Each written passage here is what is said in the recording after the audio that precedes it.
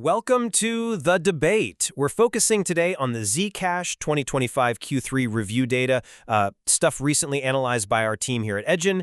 The core tension, really, in this material is whether Zcash's current utilization, I'm talking specifically about the adoption of shielded transactions, actually supports its central claim, that it is, quote, building the foundation for a future where financial privacy is a fundamental, accessible right. Now, I contend that the evidence, when you look at the institutional buy-in and the technological commitment, strongly validates this ambitious goal. See, I come at it from a slightly different angle. While the underlying technology is undoubtedly, world-class, the reality presented by the network usage metrics and the recent market drivers suggests Zcash functions primarily as more of a niche insurance asset. A hedge, basically, against these rising global surveillance fears, rather than a truly viable, widespread, foundational pillar of global private finance. The rhetoric, for me, just doesn't quite match the on-chain adoption reality yet. Okay, but Zcash is pioneering foundational privacy. It's doing that through its groundbreaking implementation of zk-SNARKs. And for those maybe less familiar, zk-SNARKs are essentially zero-knowledge proofs. It's a way to mathematically prove a transaction is valid without revealing the sender, the recipient, or the amount.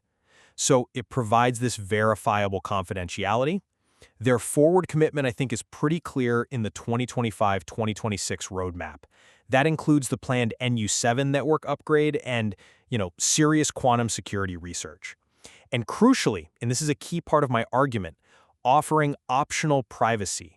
The choice between shielded and transparent transactions is actually a strength. It's the pragmatic route, it facilitates broader market acceptance, and importantly, that regulated institutional access, which, we saw with the Grayscale Trust launch. And user conviction? It's demonstrated by the 4.42 million zk, that's 27% of the circulating supply, currently held in those shielded pools. This isn't just like casual usage. It's a large quantity of capital actively committed to the privacy layer. I'm sorry, but I just don't buy that the 27% metric validates this fundamental pillar claim.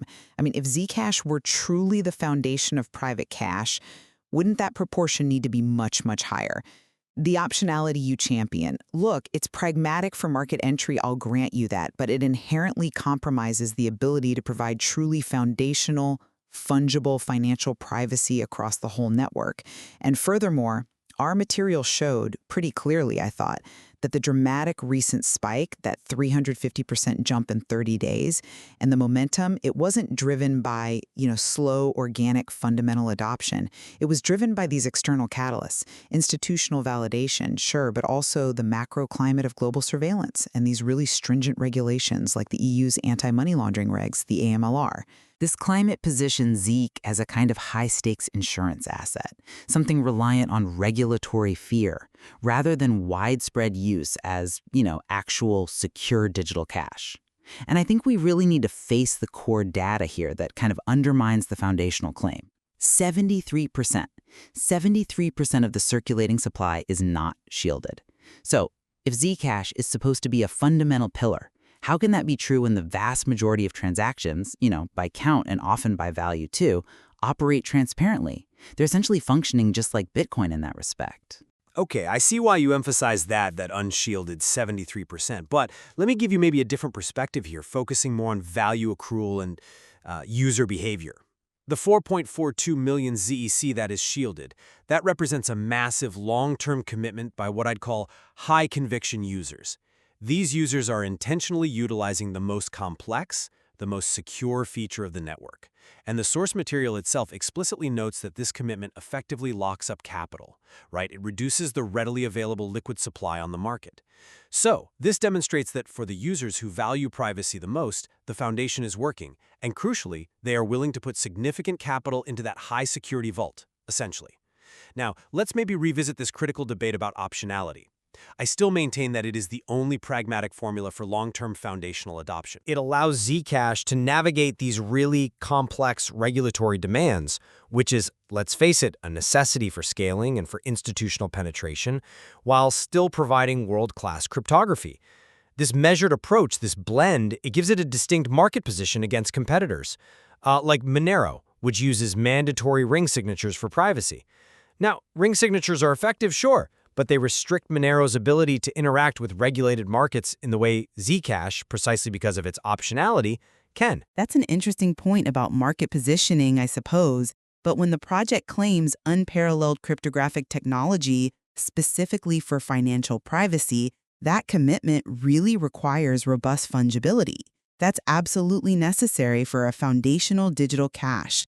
When privacy is optional, you inherently create two distinct types of ZEC. There's the public ZEC, which has a traceable, known transaction history, and then there's the private ZEC, which is cryptographically, clean. This division, it just makes it impossible for every unit to behave identically. It fundamentally undermines true fungibility. Mandatory privacy solutions, well, they inherently offer superior fungibility precisely because they ensure every unit of value is indistinguishable from the next. That's kind of the point.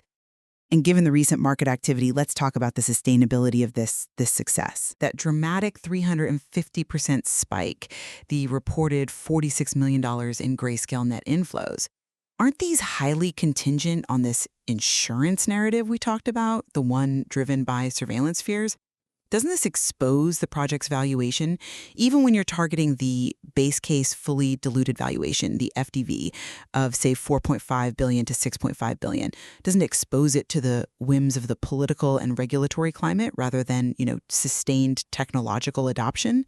And the FDV, just for clarity, that's the projected total market cap if all the ZEC tokens were actually circulating. I appreciate that focus on market drivers. You're right that regulatory fears definitely provided a catalyst, maybe the catalyst recently.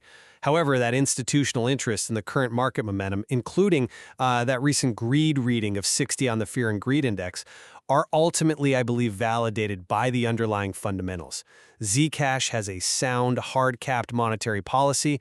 It's modeled after Bitcoin, right? Fixed maximum supply of 21 million ZEC. This technological commitment, combined with that monetary soundness, that's what supports the bull case FDV target of, $7.0 billion to $10.0 billion or even higher.